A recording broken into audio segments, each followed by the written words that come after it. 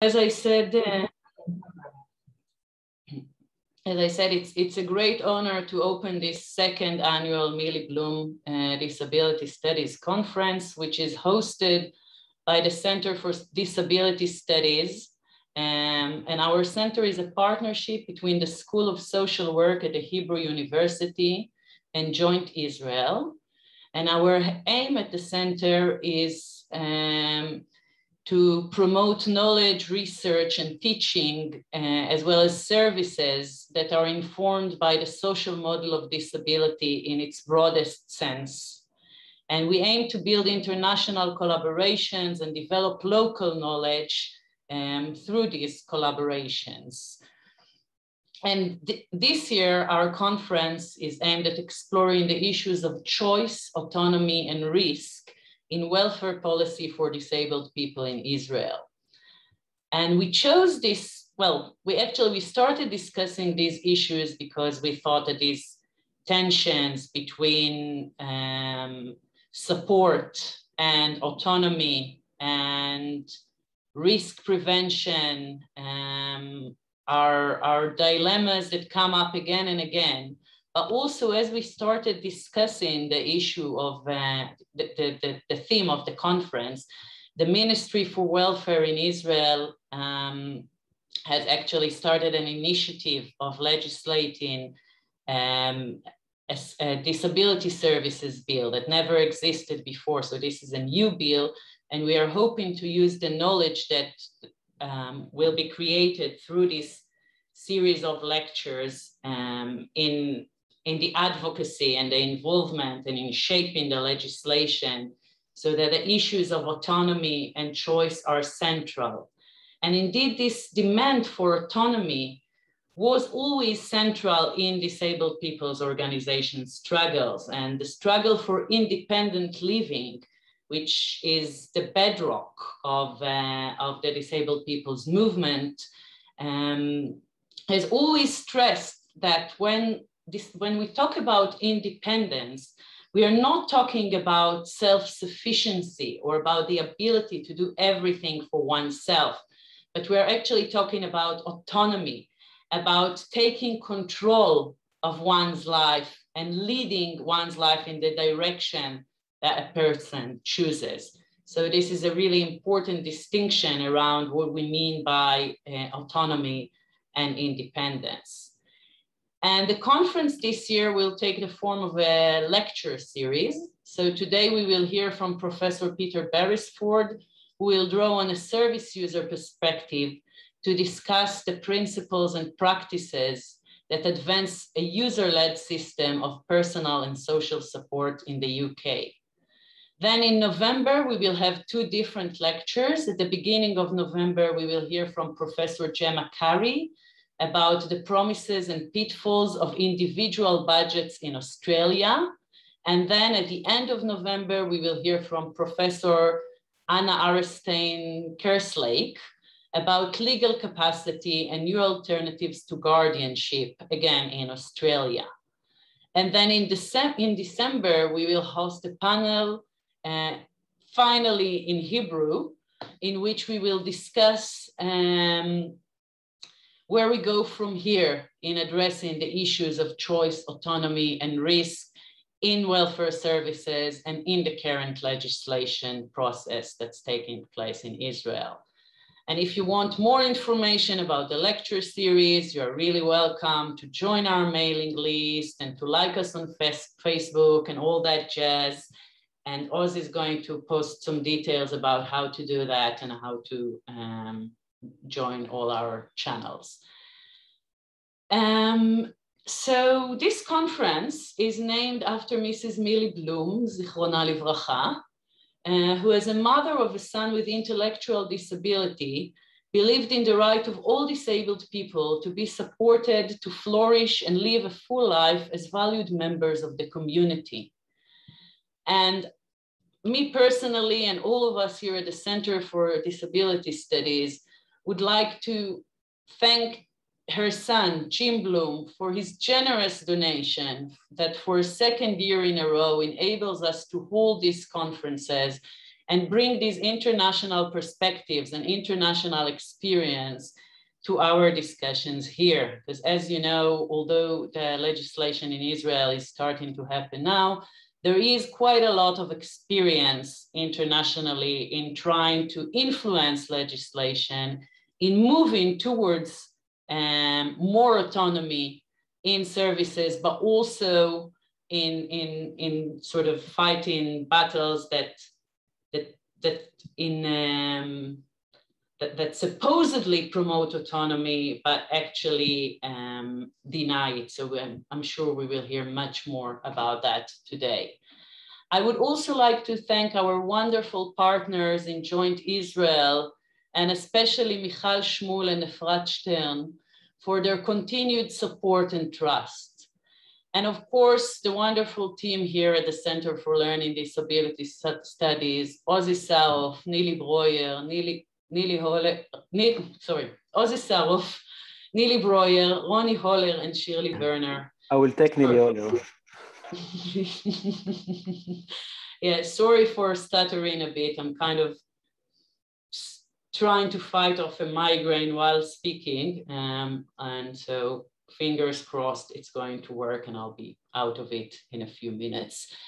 And of course, I'd really like to thank Tamar Spenier, who is the #1 transcriber, I think, in Israel. Tamar, I'm always amazed by your ability to accurate quickly and accurately, and especially when you do it while translating from English to Hebrew. So thanks a lot, Tamar. And in today's session, we will hear from Professor פיטר Beresford, OBE, who is a visiting professor at the University of East Anglia and is the chair of the organization Shaping Our Lives, the UK Disabled Peoples and Service Users Organization and Network. He is Emeritus Professor of Citizen Participation at the University of Essex and Social Policy at Bernal University, London. He is a long-term user of mental health services and has a long-standing background of involvement in participation and social care as writer, researcher, activist, and teacher. His latest book is Participatory Ideology, that it has been published by Policy Press in 2021. And just again, a few words about the format of this session. So we will start by hearing from פיטר. Then we have collected some questions for פיטר.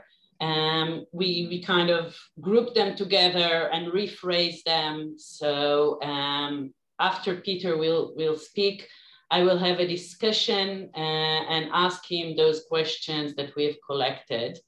And then we will hear from Yoav Krain about the Israeli context of user involvement in disability service. And hopefully, if we will have time, we will then open the floor for questions from the audience, but we'll see how it goes.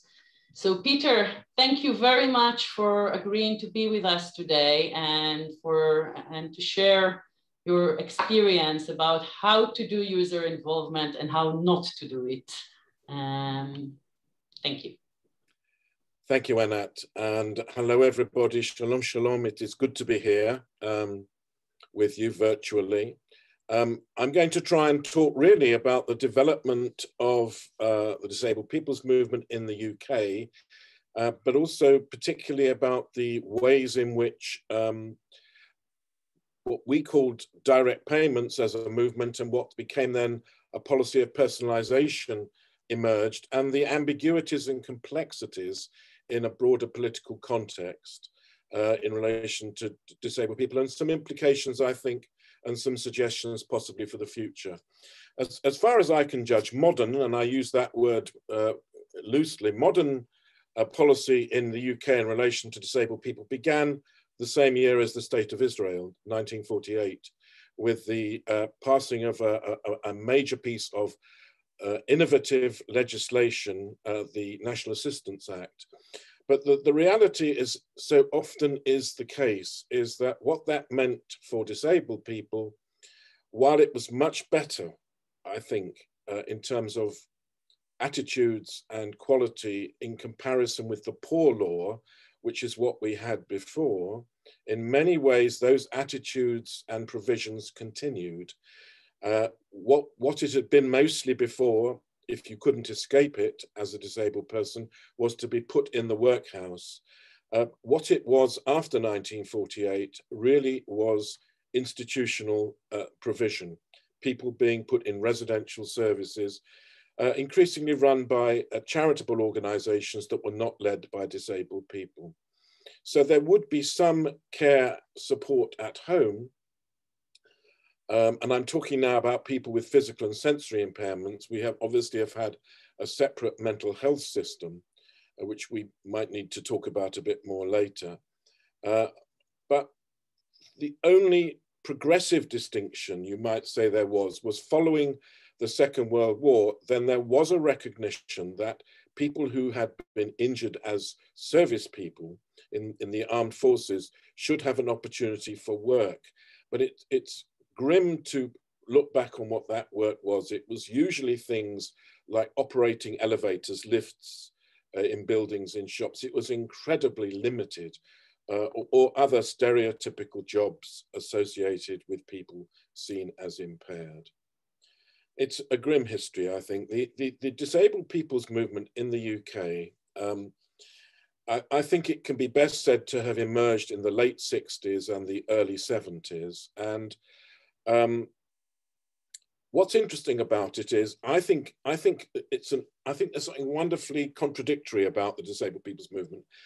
Out of particular exclusion and oppression, I think grew the chance to do things together and challenge that oppression.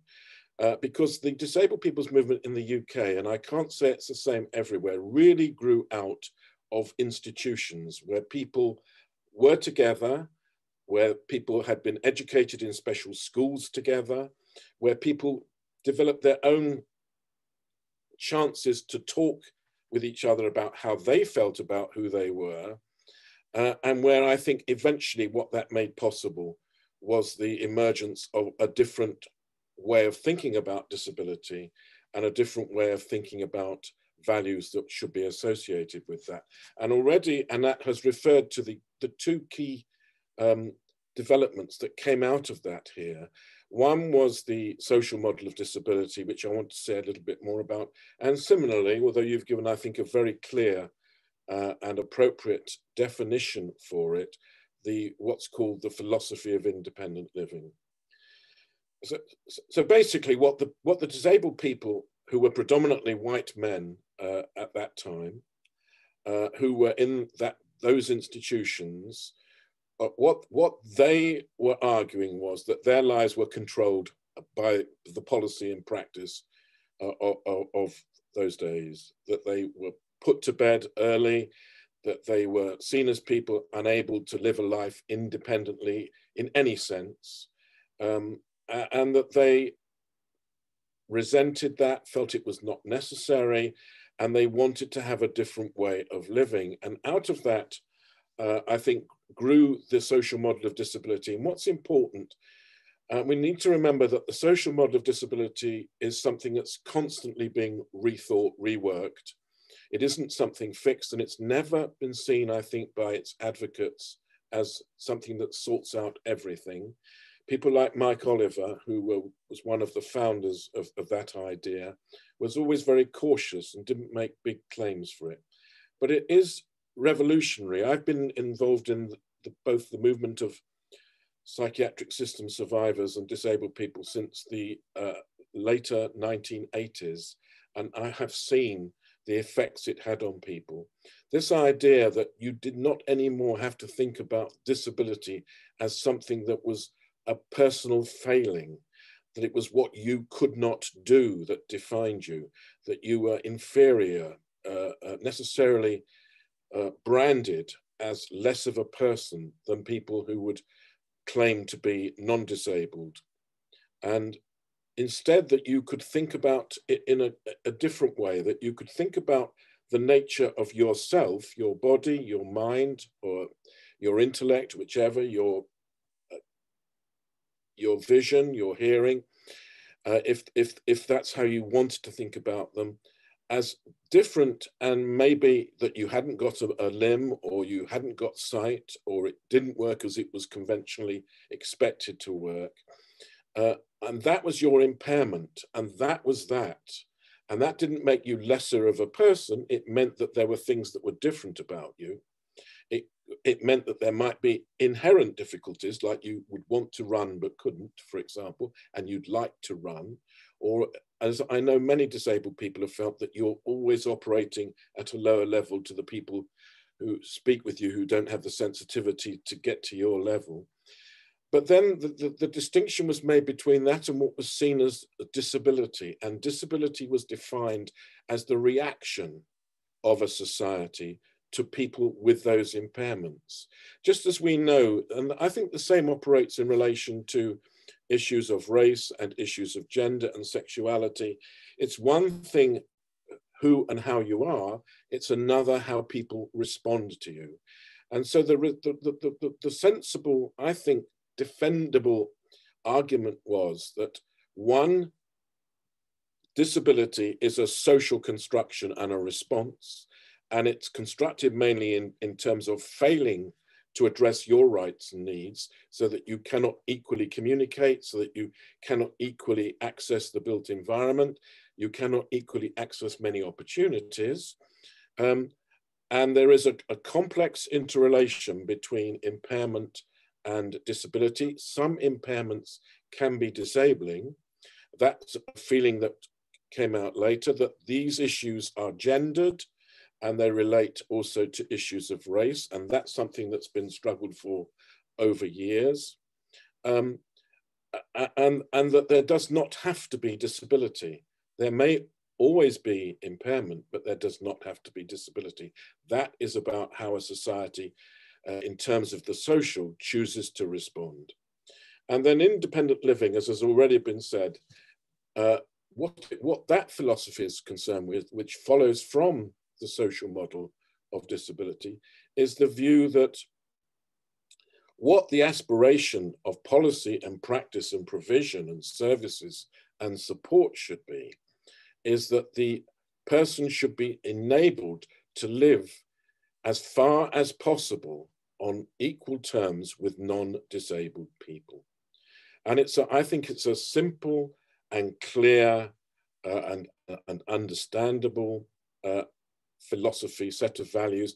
And I remember one of the first big meetings I went to, the then umbrella organization of disabled people, that I was talking to a middle-aged, a very ordinary middle-aged disabled woman, and she just said, and I've heard it so many times since, as she put it in English, of course, when she encountered the social model of disability, it was, she said, a light bulb moment for her. She no longer had to feel bad about herself, and she could instead see how she could be a person who had a value and should be valued as anyone else in society, and could do all sorts of things that she would want to do, the sorts of things which it was kind of assumed disabled people can't do. So that's what I want to say about that. And the corollary, what follows from that, is the idea that disabled people, and again, we're talking about a movement with its own sort of widespread intellectuality, developing its own thoughts and ideas rather than having them imposed on it by others, as other new social movements have done, doing the same, developing their understanding of themselves, who I am as a woman, etc., etc. And they wanted to escape from a model of support, or so-called support, of responses to them framed in terms of the old looking after, caring for people seen as essentially incompetent and never able to live a full life like other people. And they had the idea of direct payments to escape to what we would call here now work around the care system, which they felt was inherently wrong and unequal. And that meant that you would get a sum of money from the government, which would be linked to the ideas and values of independent living and the social model, to be able to recruit and employ, and if necessary, get rid of and train your own support person or people or team or whatever else would work for you. And that led to the emergence of a new role called the personal assistant. And the personal assistant's very much like personal assistants that company directors would have, someone who works to the wishes of the person who employs them to meet their needs, their daily needs, for example, to get dressed, to go to the toilet, to wash, all those daily tasks, as well as other things. And what was, I think, remarkably important about this role was it was defined by, shaped by, and is by disabled people themselves, and escaped all the baggage, all the conventional understandings of care. I mean, there's been a strong resentment here, and I think amongst many disabled people, of the concept of care in relation to themselves. Care, a word that's more often understood in relation to children, and which can be used to infantilize disabled people. So people creating the kind of support that they wanted in their life.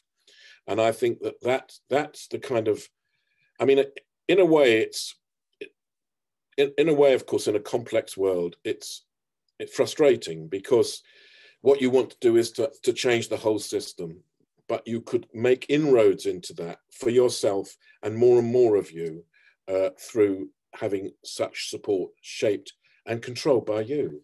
I mean, that's the marvel, controlled by you.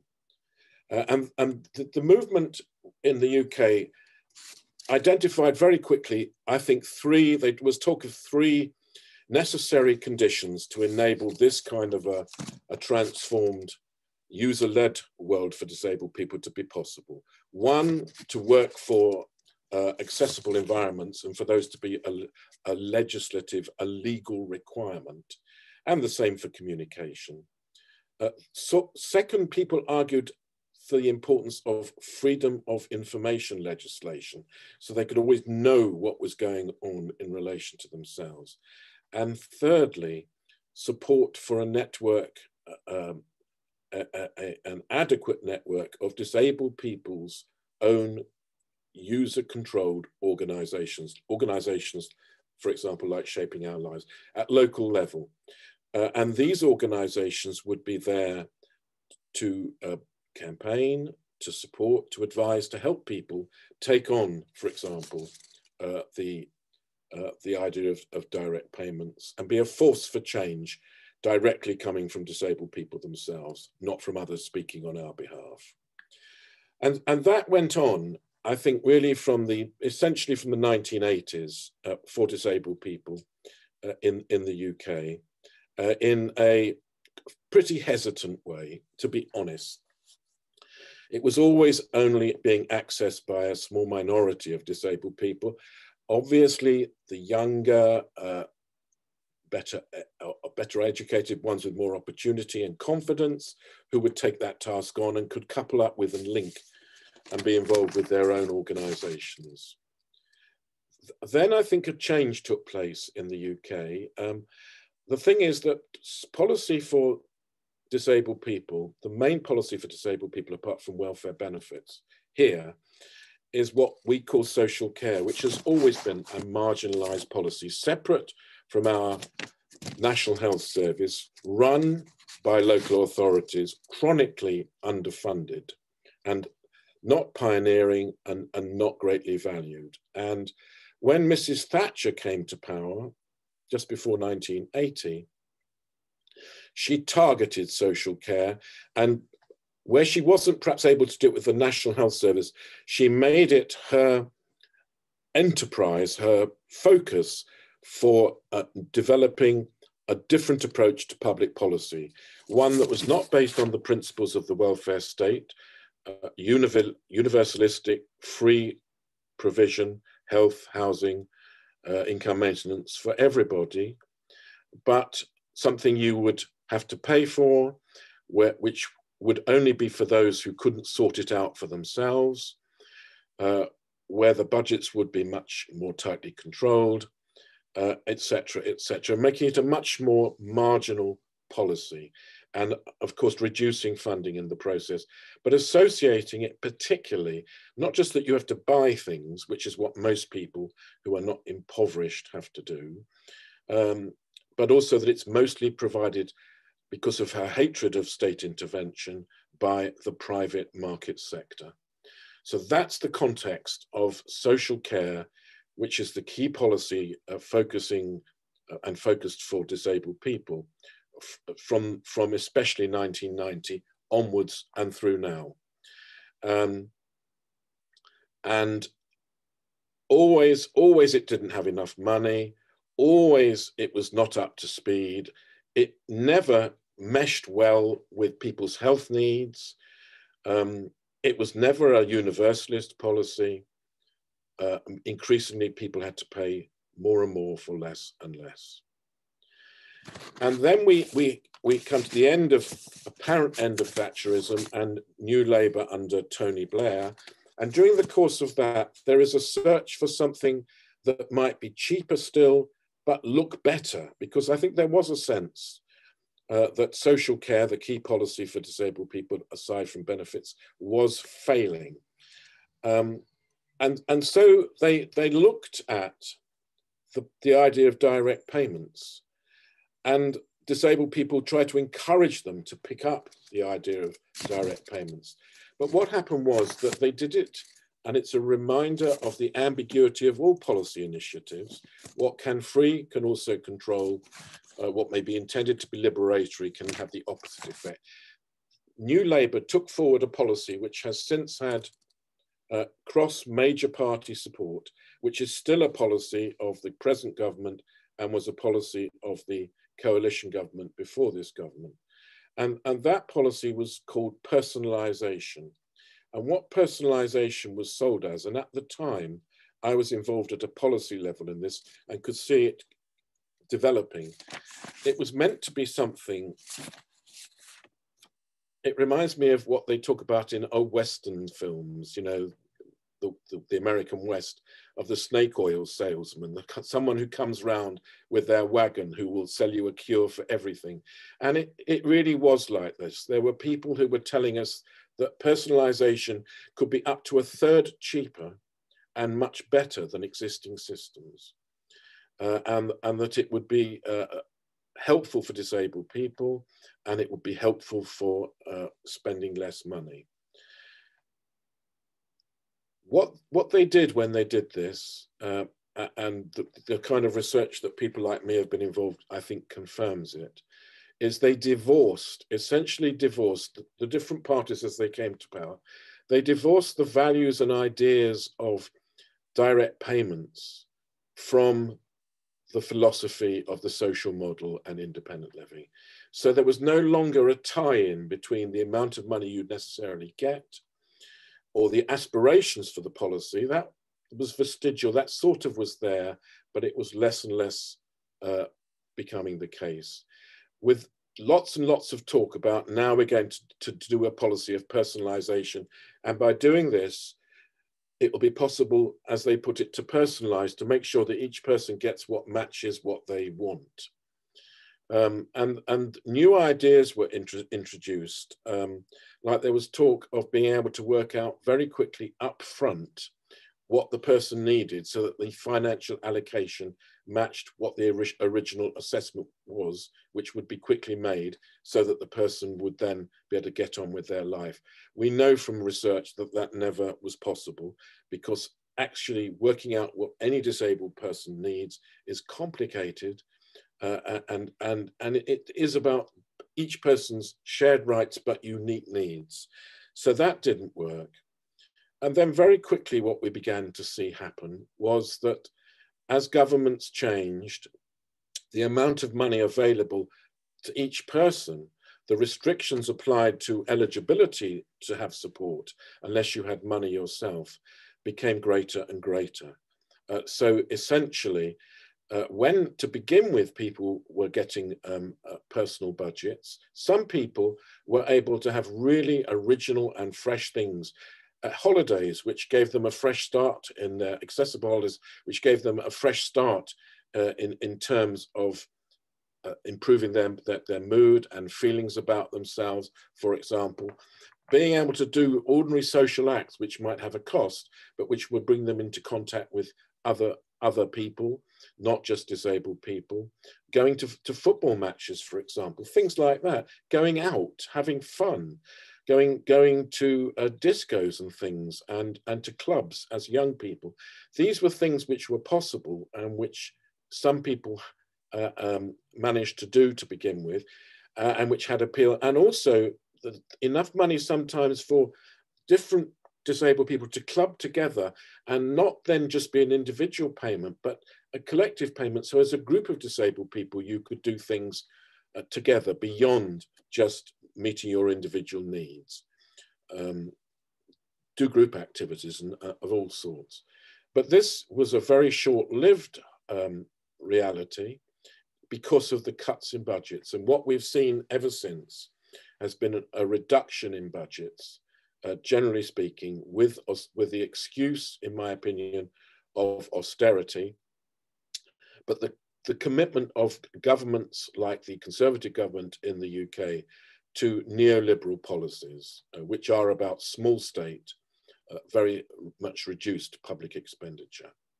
There's another aspect to this as well, which I think it needs to be said, which was I mentioned before that the aspiration of the disabled people's movement was to have a network of user-controlled organisations. That was even an article of New Labour policy for a period of time. But what we've actually seen in the years since is the loss of those organisations. While traditional charities continue, more and more of our own organisations have been lost. So there hasn't been anywhere necessarily to turn to for help.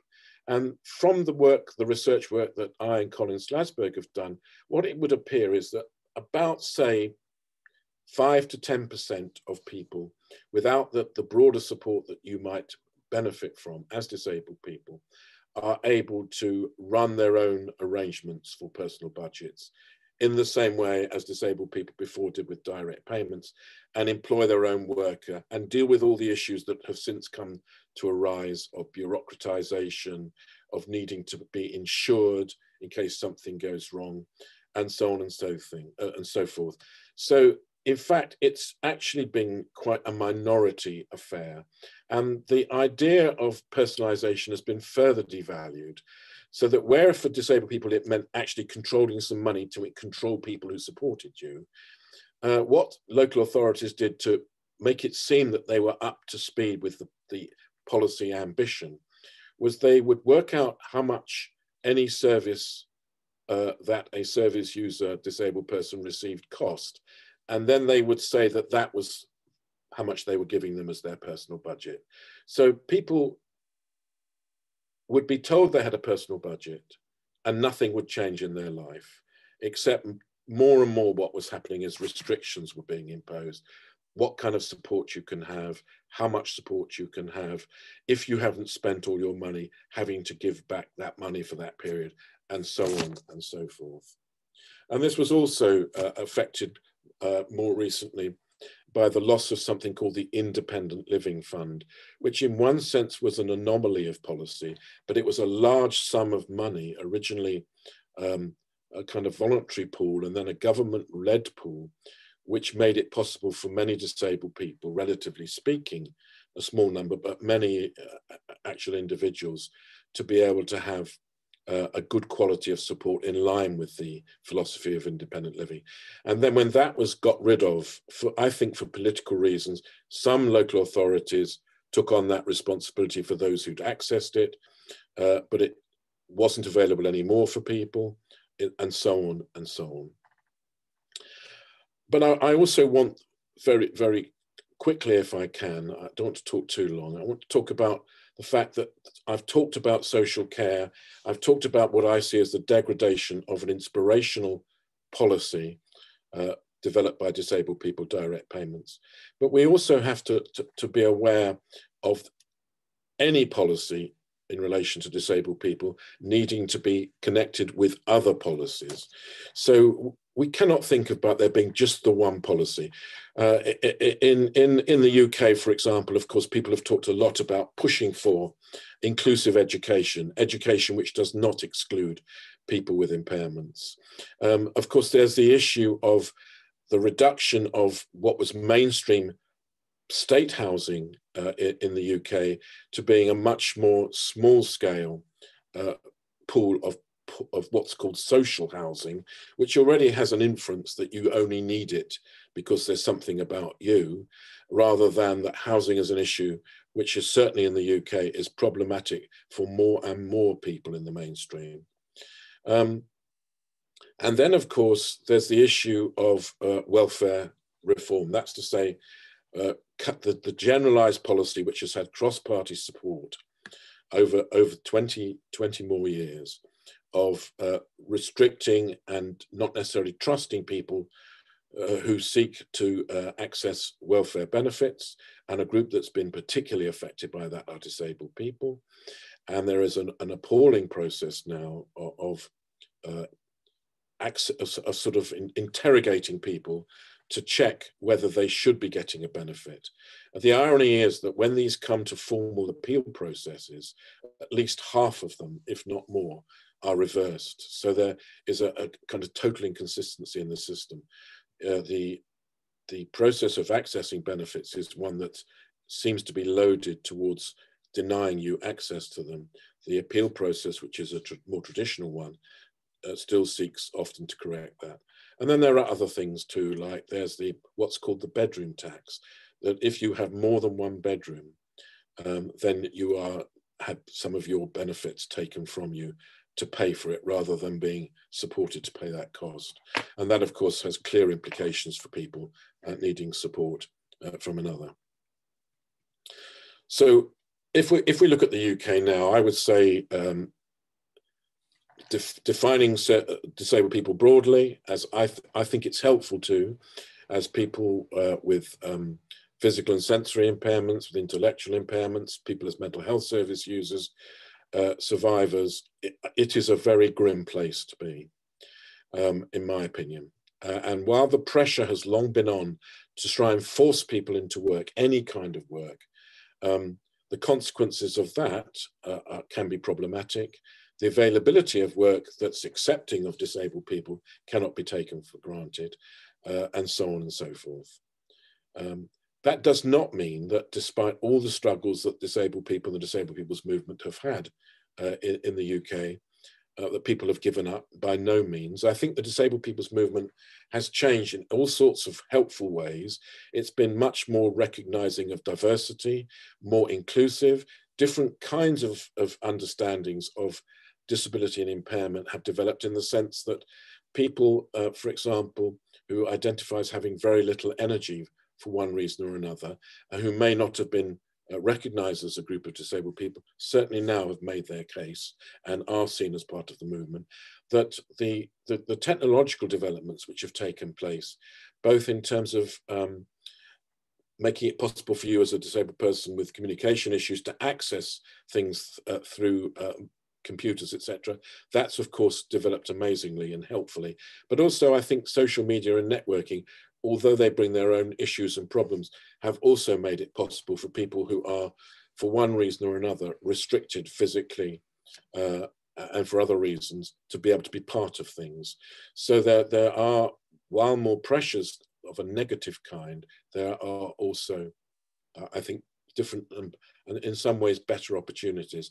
For me, the tragedy of COVID-19 in the UK has been that there were so many insights that different disabled people were raising from the get-go, from the beginning, about how to respond, recognizing the particular vulnerability they had to the virus, what could work if you have to have lockdowns, what would be damaging, and these were generally ignored. And while we were talking with each other about these and trying to support each other, and that information has begun to come out, and there are now publications exploring it, it has been significantly a lost opportunity. And of course, many disabled people have been lost through the inadequacy of support and the appalling way in which disabled people have tended to be treated both in the National Health Service, shoving them out to take on the expected deluge of people with COVID into a care system, which was very poorly run and where many died. Alternatives. I mean, I think the key alternative, it's emerged for me in work that I've been doing with colleagues in relation to MAD studies in relation to survivors, where we've been trying to find out things internationally, and we've had a global view, including the Indian subcontinent, Africa, South America, etc. Is that I do think, and I believe that Israel as signatories, and that you do have someone now directly on the convention, that the United Nations Convention for the Rights of People with Disabilities is an important lever. We are seeing that more and more in the UK, partly, I guess, because our situation nationally in the UK, apart from the different governments of the countries within the UK, has been so difficult.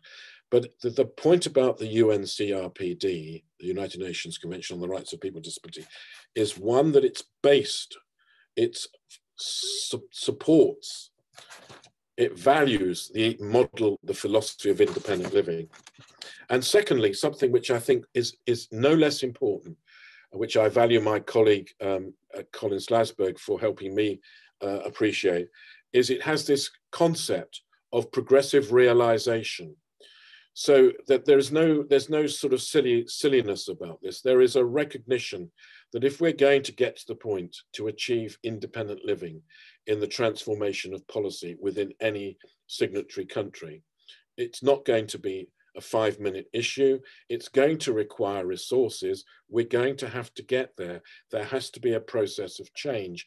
And what its idea of progressive realization is absolute recognition of that any government will have to begin a process, but the process, isn't like assumed to be done today and sorted tomorrow. Begin a process of identifying the need, of sorting out funding, of doing that within the other imperatives and restrictions that it faces. And I think that makes it much more difficult for any government, including the UK government, to just reject wholesale on the basis, how could we ever afford it? I think as populations change globally for different reasons, I do see a time when the population in a country like the UK, in terms of people with impairments, people as survivors, older people, because of social, medical, other changes, will be larger potentially than the population of non-disabled people. It certainly is moving in that direction. And the more it moves in that direction, the more difficult it will be for any administration, any government to say these are marginal issues. And we will not do that because we will not get support from the electorate. As the electorate identifies more and more as disabled people, I think over time that will happen in different parts of the world for different reasons. And I was really encouraged looking at the very difficult situation in the UK when we were doing our work in South America and in Africa and India, to see the way that in some societies, the disabled people's organizations are being able to make a difference through using the UNCRPD. I'll stop there. Thank you very much. Thank you very much, Peter, for this highly informative talk. And thank you also for finishing on a more optimistic note. You gave us quite a grim run through the development of the UK policy. And if I summarize kind of what you took as the dangers of co-optation of this idea that autonomy will come through individualizing the budgets that disabled people receive. And basically, I think that the main problems with that notion was as you said, was the double-edged sword of the promise to make services cheaper, even though this is the case that institutional places are highly expensive. But when you make the argument on that ground, we ended up with a depleted system that the resources are taken out of, so that the budgets need to be dictated by the need rather than by the comparison to running institutions. I think it was really, really important what you said about that personal payments are not about individualizing the system in the sense that disabled people's organizations and the ability to run collective initiatives as disabled people is one of the key issues for enabling choice, control, and autonomy in the system. So I think the neoliberal policy has often told us that we can only experience freedom if we are treated as separate individuals, where you're telling us actually it's crucial to have these collective organizations and that the control doesn't come from individualizing. I was amazed by these statistics of only 5 to 10% of people are actually able to work out through this complicated system. And we need the help of one another to build that system. And of course, the really important point about the fragmentation of policy and how we need to have proper housing policy and public transport policy and education policy and accessible work policy and accessible environments that enable people to participate and really mainstreaming disability as part of policy on top of these sort of individual payments. So really thank you very much for these insightful comments. And I wanted to ask you, from your vast experience of running user-led interventions, do you have an example of a project of trying to make either a specific service more user-led or of having system users leading on the legislation that you feel that really worked well and that you can share with us? I will also add to Anat, if you have any example of a national scale program, so a country or a place where a national scale program was successful in terms of autonomy, choice, and whatever you think is important. Different things come to my mind, and you can hear me okay? Yes. I do remember one of the things that I learned about a long time ago, and I do not know if it still works, but this was in Manchester, and Manchester had a very powerful, and still does, organization controlled by disabled people, the Greater Manchester Coalition of Disabled People, and one of their members became important in the council.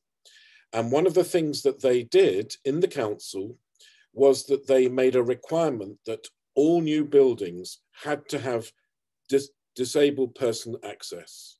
And I'm talking about a long time ago, it must be more than 20 years, possibly 25 years ago. And that is such an important thing to do. In the UK, post-Thatcher, with the destruction of public housing, there obviously we now have a very serious housing problem, but there has been a burgeoning of building of housing, building of offices, and yet you know that access issues have not featured in the way in which those buildings are built. They are built in a way that means they will have to be converted.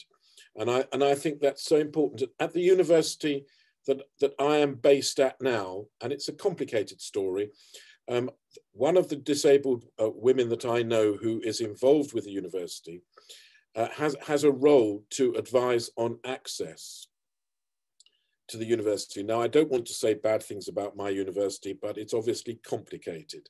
But she has told me that now, you remember, it's perhaps the same in Israel, perhaps it's better, but in this country, sometimes if you're in a building, it will have a little notice as if you are disabled, then you are advised if there's a fire to wait in such and such a corner for help. And of course, I remember that happening when there were a group of us as disabled people at the offices of a funding organization, and people actually said it. So we're meant to stand there until we fry, and then help will come. But of course, part of that has been about the fact that lifts are inoperable in fires. But as this woman advised me, when you are new building now and you install lifts, it is possible to install lifts that can be used even when there is a fire. But still people don't necessarily do it. And then she told me that then if you try afterwards to install a lift, which is so, convert it, of course it costs much more money. So I think that's helpful. I remember Jenny Morris, who may be a name that some of you are familiar with, because I think she was a very important founding feminist commentator as a disabled woman. She managed to get involved under New Labour in an initiative where the aspiration was to bring, you mentioned what I said about unifying policy, where the aspiration was to bring together all the different policies in a central place where there would be a commitment, one, to expanding the network of disabled people's own organizations that people had talked about, but two, to unify policy. What was, so an actual unit was set up, which she had a key responsibility with a direct line to the Prime Minister's office. I think that had problems. I think she felt it was on the way to achieving something. And then we had the end of that government. So I think that's quite a long way to go in terms of actually having a central kind of role with the potential to influence policy. But I think on the ground, and I've seen it myself, there have been lots of such small scale initiatives. The most important one that I was involved in, which I feel both proud of my own chance to be involved, but more proud of the person who set it up, was when at the turn of the century, there were discussions about improving social work education. And a woman who had a lead role in this, called Denise Platt, involved me and other people in proposals for how that education should be changed. And we argued that there should be service user involvement, disabled people's involvement, and other service users of social work at every stage, in every aspect of the providing of qualifying courses of social work, which made you a professional. And also that there should be money from central government to make that possible. And I remember being at a meeting where there were some senior managers and they were starting to give me a rough time. And she just told them off and told them to shut up. And that was her whole attitude to that. And that has happened ever since. Originally in all the UK, now in some countries of the UK, that it's a requirement for there to be user and carer involvement in social work training, both for qualification and post-qualification. And in England, there is still a budget of about, I think it's now about £8,000 sterling to make that possible, because, I'm sorry, as local authorities' budgets have been cut, it would not really work, or universities, to say to them, you must pay for this. They don't have the money. But to make a budget there is important. And what many universities have done is set up their own group, independent group of people as disabled people service users, to carry that forward. I think that's a real cultural change, and it's made a difference to social work education, and it's been extended to health-related occupations as well, but without the central budget. Sorry. That's it. I hope that helps. Yes, thank you very much, Peter. I saw that there were some questions from the audience, but we are quite short on time. So I think we will now move to hearing from Yoav Crime. And then for those of you who ask questions, after Yoav's comment, if we will have time, we will address these questions. So Yoav Crime, I think really doesn't need an introduction, but I asked him to send me his bio, so I will read it out to you again. I have to say in relation to what Peter just said about the crucial role of local authorities as well in establishing these roles, and the person in Manchester who had a crucial role there. Yoav is also involved now in a project of supporting disabled people to become leaders in local authority politics in Israel, and has also been, sorry, I lost my space on the page. So Yoav Crime is the co-manager of the Social Change Division in Bet Easy Shapira, and he is a lecturer in the Occupational Therapy Department at the Ono Academic College and in the School of Social Work at the Hebrew University. From 2012 to 2018, Yoav was chair of the National Committee for Community Rehabilitation for People with Mental Health Problems. And he is one of the founders of the Israeli Disabled People's Struggle Committee and was the spokesman for this organization for over 10 years. Yoav took part in the legislation process of the Equality for People with Disabilities Act in Israel and the National Insurance Act when he was only 15. And he served on the National Insurance Board and on the professional board of the Disability Division of Joint Israel. So Yoav will now speak in Hebrew, and Shirley will transcribe to English in the chat box. תודה, יואב. תודה על ההצגה, ותודה שאתם מאפשרים לי לדבר בעברית, זה מקל עליי מאוד. תודה שירלי על התרגום. But I want to say to you, Peter, it was marvelous. בעצם ההצגה שלי יכולה להיות מאוד מאוד קצרה, אני מסכים עם הכל. אני חושב שאנחנו צריכים ללכת מאוד מאוד לכיוון של זה שהאדם הוא המנהיג של חייו, וכל השירותים צריכים להתכוונן לשאלה איך אנחנו מאפשרים לאדם לממש את יכולותיו ואת רצונותיו, ולא לשאול האם הוא יכול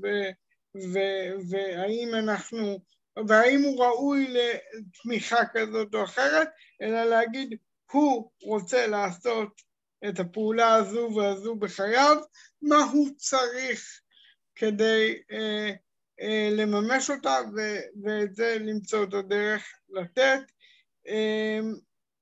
ומכיוון שאני רוצה להיות קצר ולתת מקום לשאלות מהקהל, אותי אתם מכירים, אז אני רוצה להתייחס לנקודה אחת מאוד מורכבת, שזה שאת התקציב האישי הרבה יותר קל לקצץ, והרבה יותר קל להפריד בהקשר הזה בין אנשים עם מוגבלות ולהפוך אותנו לאינדיבידואלים, ועל ידי כך להחליש גם את כוחנו כשעושים תהליכים של קיצוצים כאלה, ולאתגר הזה אנחנו צריכים להיענות בגיבוש ארגוני נכים, ארגונים חזקים של אנשים עם מוגבלות, אבל שהם לא רק חזקים בזכות האנשים שיושבים בהם והם וולונטריים ופעילים. אחד הדברים שאנחנו צריכים זה לעגן בחקיקה את החובה, לא להיוועצות כמו שיש היום, אלא להשתתפות מלאה של אנשים עם מוגבלות בתהליכי קבלת החלטות, גם ברמות של המדיניות, לא רק ברמות של כל אדם מממש את רצונו, ובמובן הזה זה שום דבר עליי בלעדיי, אלא אנחנו צריכים להיות שותפים לקביעת המדיניות ברמה המקומית, ברמה הקהילתית, ברמה המקומית וברמה הארצית, לאורך כל הדרך, באופן שזה מעוגן ומחויב. לא עושים לנו טובה, לא מתייעצים איתנו, וגם בהקשר הזה לא בוחרים עם מי להתייעץ. אין את האדם עם המוגבלות שיותר מקובל עליי ויותר נוח לי לעבוד איתו, ולכן הוא זה שיהיה שם, אלא בצורה מאוד מסודרת ומעוגנת בחקיקה, לייצר את מקומם של אנשים עם מוגבלות כחלק מתהליך קבלת החלטות. דבר אחד, כמובן שזה שם עלינו אתגר נוסף, כי אם אנחנו דורשים סמכות, דורשים להיות אצבע מכריעה בקבלת ההחלטות, זה כמובן דורש גם אחריות, וזה כמובן דורש גם הבנה שגם אנחנו אולי לעתים נצטרך במשא ומתן הפוליטי להתפשר. המקום הזה של סמכות ואחריות ולהיות בו חלק הוא האתגר, והוא צריך להיות מעוגן ומסודר וברור בחקיקה לאורך כל שלבי העשייה. הדבר השני שאני רוצה מאוד להתייחס אליו, וחשוב לי לחזק נקודה שפיטר דיבר עליה, אין מדיניות לאנשים עם מוגבלות מנותקת ממדיניות רחבה. זה לא יכול לעבוד. מכיוון שאם אנחנו מאמינים באמת בתפיסה העמוקה של המודל החברתי, שאומר שהמוגבלות היא לא הדבר המגדיר, אז האדם הוא עוד כל מיני דברים. הוא גם גר במרכז או פריפריה וזה מעצב את חייו, הוא גם שייך לעוד כל מיני קהילות וזהויות וזה מעצב את חייו, והמדיניות השונה גורמת, המצב הזה שאתה אדם עם מוגבלות שלצורך העניין חי בפריפריה, אז העוני שממנה סובלת הפריפריה משפיע גם על השירותים של הנכות וכו'. כלומר, הדברים חיים בהדדיות, ומכיוון שהם חיים בהדדיות, ומכיוון שהאדם הוא לא מחולק לחלקיו השונים, אלא הוא אדם שלם, ואנחנו רוצים לעזור לו לבנות תוכנית חיים שלמה, המדיניות חייבת להיות מסונכרנת לפחות, ובהלימה, מדיניות כללית שנמצאת בהלימה ובתוכה התייחסויות לאנשים עם מוגבלות, ואני אומר את זה במיוחד לאור זה שאני רוצה מצד אחד לברך את משרד הרווחה על זה שהוא מקדם חוק רווחה לאנשים עם מוגבלות וגם חוק כללי לרווחה.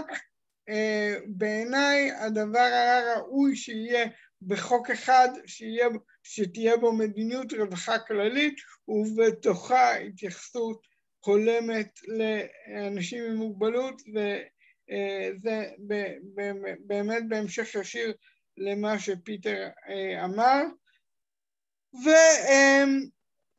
ואני חושב שברגע ששני הדברים האלה יקרו, אז תקציב אישי ויכולת של האדם לבחור באיזה דרך ובאיזה מקומות הוא רוצה לקבל את השירותים שהוא זקוק להם כדי לממש את רצונו, יהיה דבר טוב ומיטיב וחשוב, ובאמת יפיק את התועלת שלשמה הוא נועד,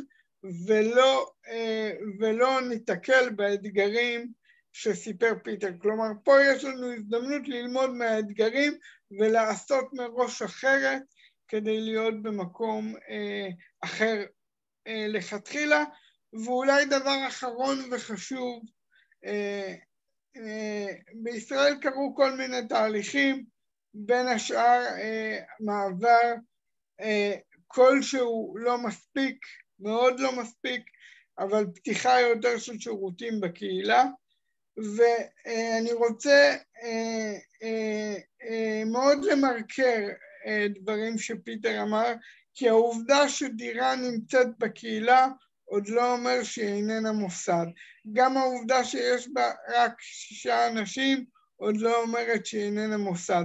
חשוב איך היא מתנהלת, חשוב מי מקבל את ההחלטות. דיברנו על קבלת החלטות, אז זה לא רק להגיע לעיגון של מעמדנו בכנסת וברשויות המקומיות וכולי, אלא גם בכל עוד אנחנו לא רק בתקציב אישי, להגיע למצב שאנשים שותפים לניהול אמיתי של השירותים שאותם הם מקבלים, שהאוטונומיה תהיה בזה שאנשים שמקבלים שירותים, א' יבחרו אותם, ב' ינהלו אותם, ולא יהיה מצב שמישהו אחר מנהל את חייך, וזה יכול לקרות גם בדיור בקהילה וגם בדיור קטן בקהילה.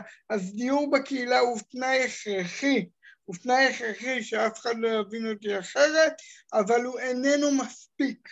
ואחרי שעברנו מהמוסדות לקהילה, חשוב גם איך הדירות האלה מתנהלות, אחרת הם מוסדות קטנים, ואת זה אנחנו ממש לא רוצים, כי זה לא הסיפור הנכון, זאת לא האוטונומיה, וזה לא המקום שבו אדם הוא הריבון על חייו, וזה הכלל שצריך להוביל את השירותים. אדם הוא הריבון על חייו. תודה רבה. Thank you very much, Yoav.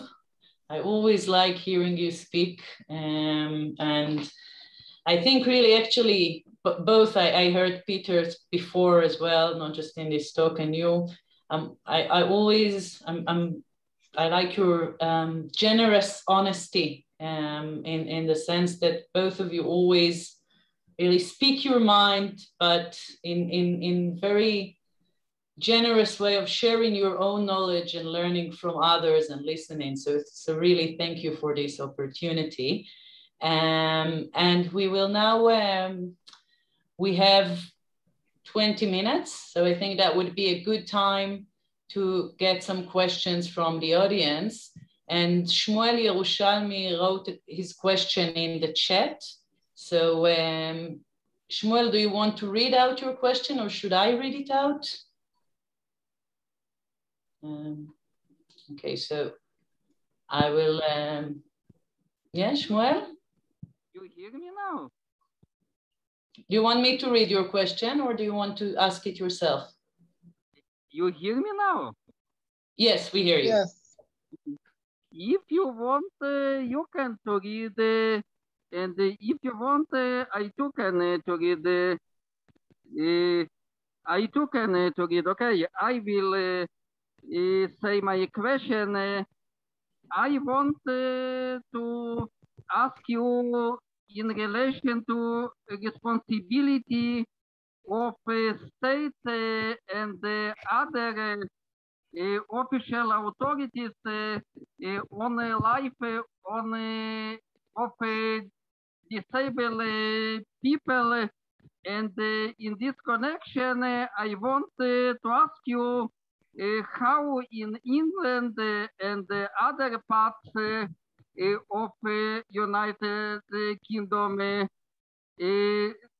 state authorities can to support to disabled people in managing of their self-life.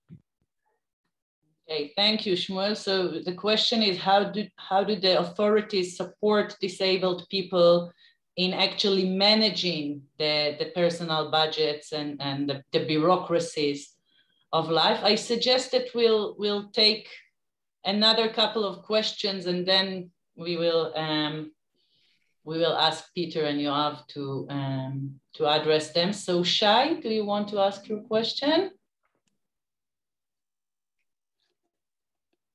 Shai Ladan?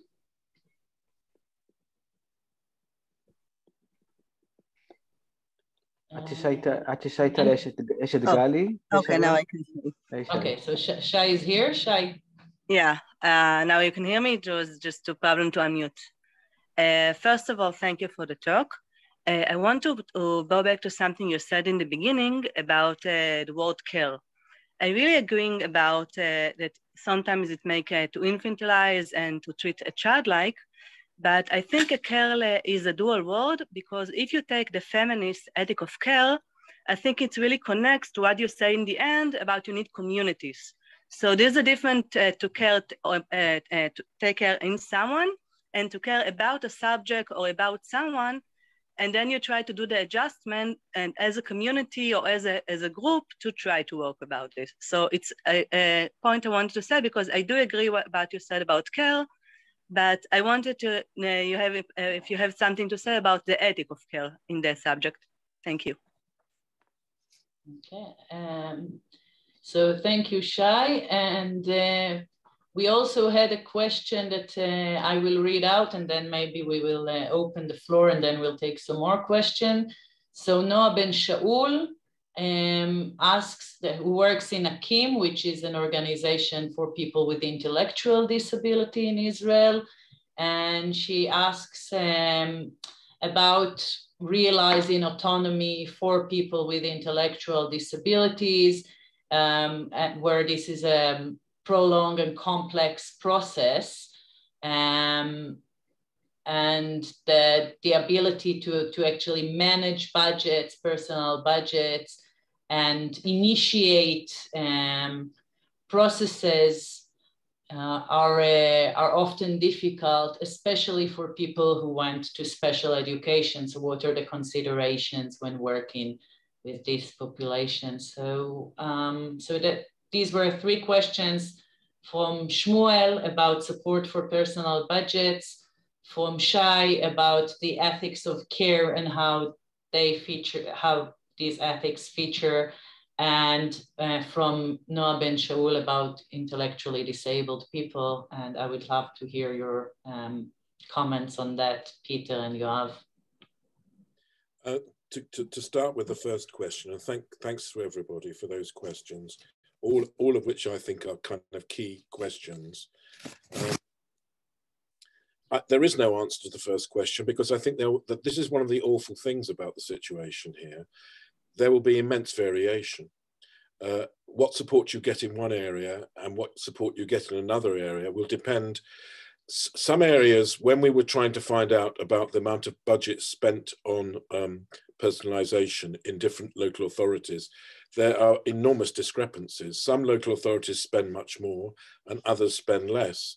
The problem with having a local authority-based system is, of course, as they have cut central government's spending and support to local authorities. So if you are a poor local authority, that's so there are many poor people living in your area, you will have less resources and less to make available to people that you might want to give particular support to. It doesn't necessarily mean that in the poorest areas people get the least, because the politics of that area might be very committed to equalizing the lives of disabled people. But I have to be honest, the way there's 2 things that are central to this question. I've spoken to a disabled woman who employed a worker who then sued her. She sued her as an employer, as she could do, as she was entitled to. This woman was in a terrible state when I met her. She was, of course, now faced with the possibility of having enormous bills from being sued by this woman, with absolutely no support from the local authority and nobody else to turn to get help. And that brings me on to one of the things that Yoav said, which I just want to insert here because it's relevant too. I think all he says about things being legal and made legal requirements and having the law to back it up is absolutely right. But what they've done in the UK, at least they've done in the Westminster Parliament, is they have massively reduced people's access to legal aid. So people cannot afford to use the law. So I think it's very important that there are, not just for a few narrow things, but that there is real support for people to have legal advocacy in relation, for example, to the kinds of challenges that can arise from having a personal budget, as well as to the sorts of issues more generally that you may face if you experience discrimination at work or in other contexts as a disabled person. So in a sort of way, you can't answer the first question because it's so variable. But of course, the pressure is towards less and less support. The amount of money that's been taken out of the local government system over the last 10 years is massive. And yet, of course, the needs continue and in some cases have risen. The feminist ethic is I don't think I should be speaking on behalf of the feminist ethic, but a key question for me is, when the feminist ethic has been constructed, I would be interested to know to what extent it has enabled the inclusion of disabled feminists, because one of the things that now 30 more years ago Jenny Morris argued was, I am a woman, I am a feminist, I am a disabled woman, but there wasn't at that time, and I'm not sure how much it has managed to change in relation to discussion about the feminist ethic of care, that there was much connection made between those two different statuses. It was like there were disabled people and then there were women. And the realization and recognition of the issues raised by intersectionality, the overlaps, I don't think were adequately taken on. I have a very simple view about concepts like care. I have to be honest, in all the research I've done, in all the direct encounters with other disabled people, it is a word that many people say they do not like. If people don't like a word, I choose as much as is possible to not to use it. I think that two of us have to write something where we will have to address soon this concept of the feminist ethic of care, and I will feel better equipped when we've done that. But at the moment, I need to be convinced. That's all I would say. As regards people with intellectual impairments, and of course that's a concept which can range from people who do not use verbal communication and who have what would be seen as very limited exterior capacities to express preferences. A long time ago, when I was involved in an organization working for and then with people with learning difficulties in the 1970s and 1980s, I had a principle which I think was a principle of that organization. That was a time when people would say over and over again, yes, this was it. There will always be some people with learning difficulties, intellectual impairments, who will need to be in residential institutions. And we would always say, fine, you prove it and we'll go with that. My belief is that every single person, until I am proven wrong, and I've not yet met such a person, can make possible that we understand there is a preference they have, if we are prepared to do that which makes it possible for that preference to be expressed. I mean, there are some preferences which, sad to say, should not have to be expressed, but actually do apparently need to be.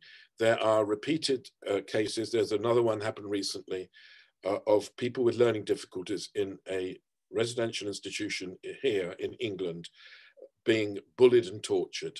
And do not tell me that it would not be obvious that you were bullying and torturing them. So I think that this is not an argument to say it cannot ever be. There are some cases it can't be done. Of course it can be done. And that the obligation is on us to make every possible effort with all the experiences that there are, because there is a lot, to make out as best we can what people are trying to tell us in their own different ways. And that does run to, I think, to quite a sophisticated level. I mean, there is somebody in the management group, one of the directors of Shaping Our Lives, who has a PA and I don't have brilliant hearing. And I notice that you have good days and bad days. And sometimes I can understand most of what he says. And sometimes I can understand very little. But his PA, who has worked with him for a long time, when it's needed for us, he will help us to understand everything. And that's the rule I go by. And I don't think it's an inadequate rule. And I hope it seems reasonable as an answer. Everyone is different. We are all different.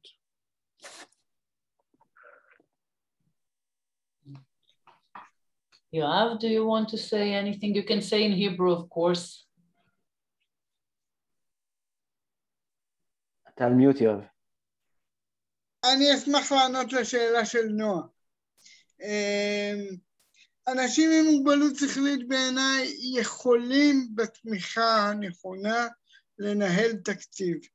זה אומר שהם צריכים להבין בהמחשה כמה עולים דברים ולפעמים ללכת איתם לחנות ולהראות להם את זה,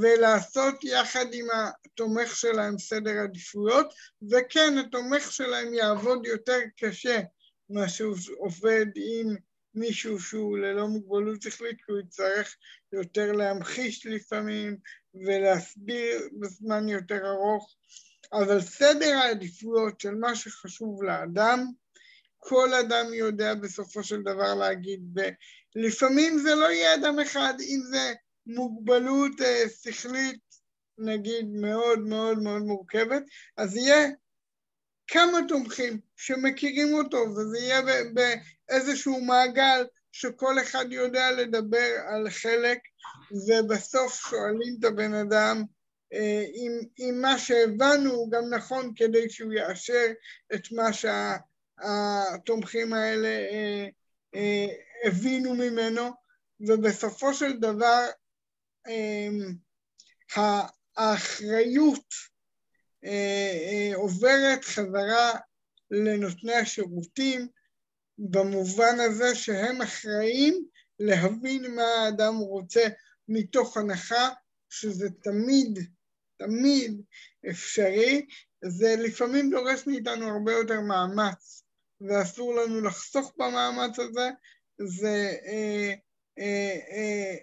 חשוב מאוד, כי דווקא כשאנשים הם מאוד מאוד תלויים, למצוא דרך לתת לרצון שלהם לצאת החוצה, זאת המשימה האמיתית שלנו, אם אנחנו רוצים לתת לאנשים איכות חיים כשהם מאוד מאוד תלויים, ואני יודע שזה לפעמים נשמע חלומות באספמיה, ולפעמים אומרים לי, אתה מגזים וכולי, אז אני אגיד שהיום אומרים את המגזים על זה, ולפני 20 או 30 שנה אמרו מגזים על אנשים כמוני שהם לקויי למידה ומתניידים בכיסאות גלגלים, כשאמרנו אנחנו יכולים להשתלב בחינוך, רגיל אמרו לנו אתם מגזימים, אז הנה אני פה היום, זאת אומרת כנראה שלא הגזמתי, ואני מניח שאני בעוד 15 שנה נדבר על אותם אנשים, ואם נעשה את הדברים נכון, נוכיח שלא הגזמתי גם היום. Amen. Thank you very much, Yoav. We have 5 minutes. Are you all okay with staying like 5 minutes over time? Because we have quite a lot of questions. Or Peter, do you have to leave? Okay. So I'll try and summarize and read out quite a few of the questions together. So Dr. Amir Schwartz asks about the experience of people with mental health, of managing on personal budgets, and Gali Dobbs-Ari asks whether the personal budgets and actually about independent living and personal budget is available to anyone in the UK, or are there criteria? Because in Israel, people with highly complex needs are not eligible for these services. Odelia Fitoussi, you mentioned that we have a representative in the UN Committee on the Rights of People with Disabilities. Odelia Fitoussi is our representative, and she is here with us today as well. And she asks about this politics of progressive change and how all the rights are related to one another. So should we prioritize some rights over others, in order to facilitate the struggle and actually get ahead? I hope I represented your question well. It's quite well. I feel that there is thank you very much, first of all, Peter, for your lecture, and also for your Yoav. I learn always. But I really feel that there is kind of dilemma, especially in such a country like Israel that is small, that we need to decide if we go with all our force and changing something when our rights are built one on another and affect one on another. And then we need to prioritize which rights we deal first and which rights we deal later, or we decided as a community of persons with disability to spread, to separate, and each one will work on different ways, but then our force becoming lower in front of the government, in front of the parliament. So I really would like to hear your position about this. Thank you very much. Thank you, Adelia. And just one more question that I didn't read out. So there's tons of questions. I don't know if you can actually answer all of them, but we'll see what is from Uri Aviram, who asks about how do we change attitudes of people in government and in bureaucracies, because so much is actually dependent on these stigmas and attitudes. So yeah, that's just a few tiny little questions we have here.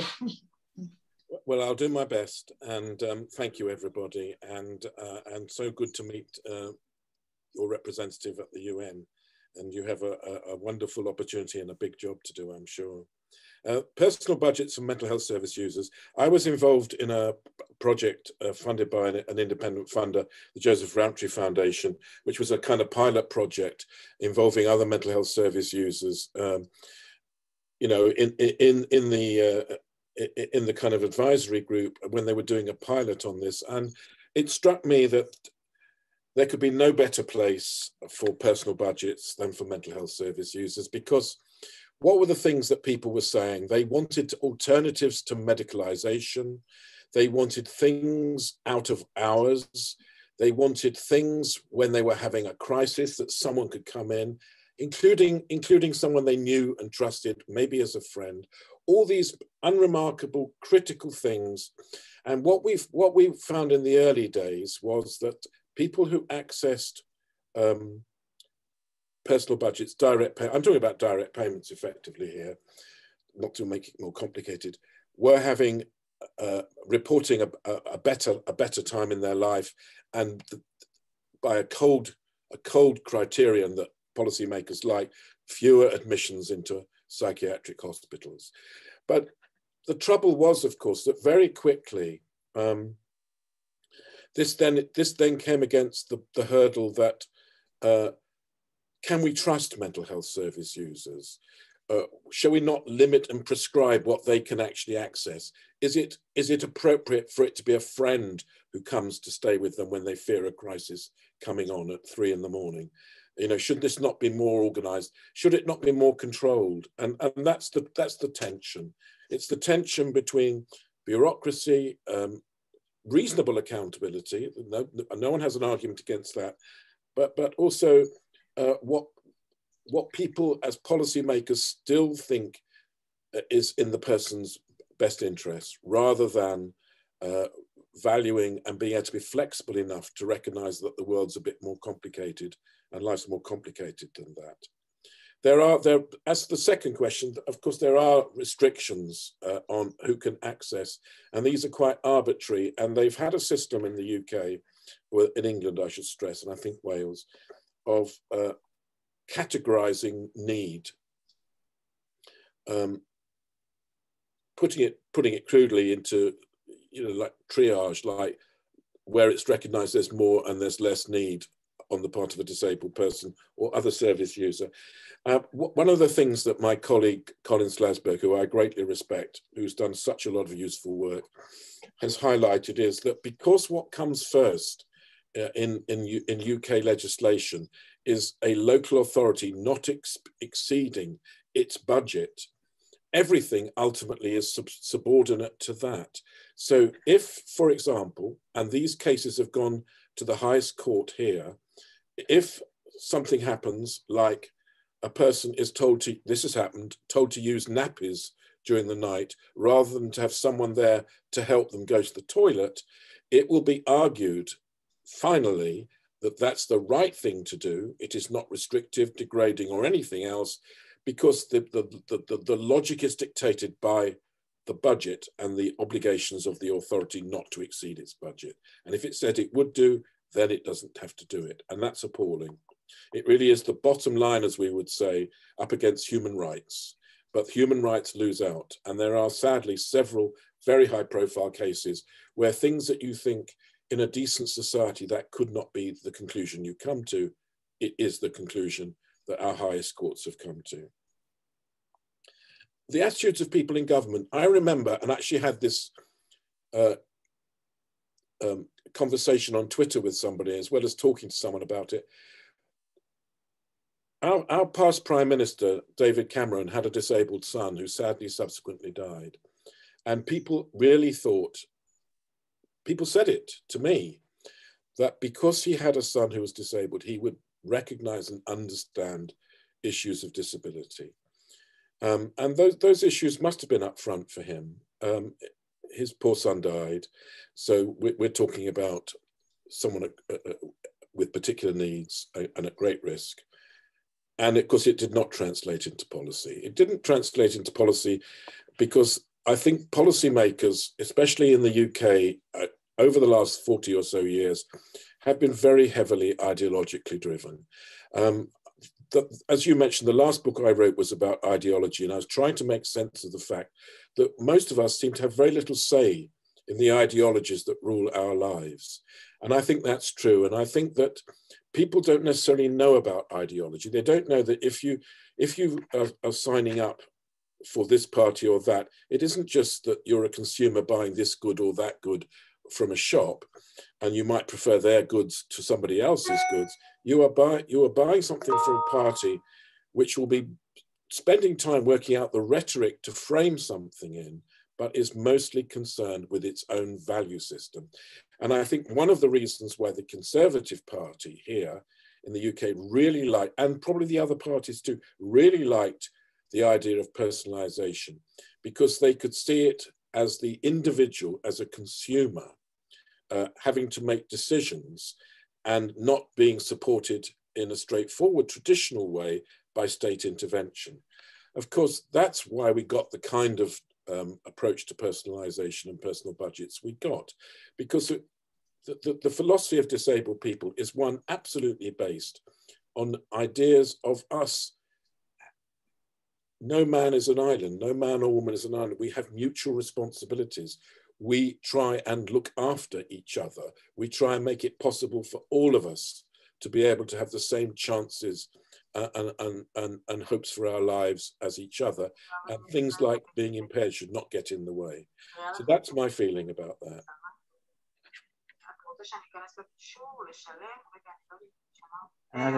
עוז, אתה יכול להשתיק?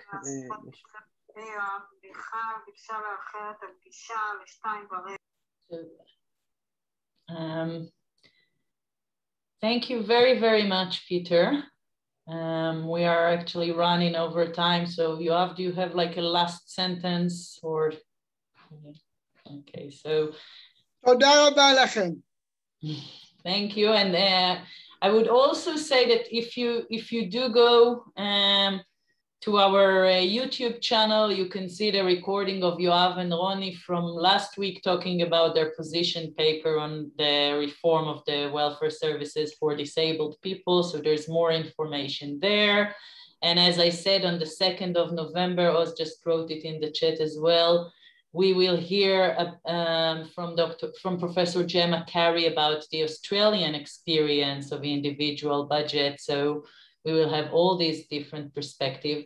Thank you very much, Peter, for this. I do have one last word.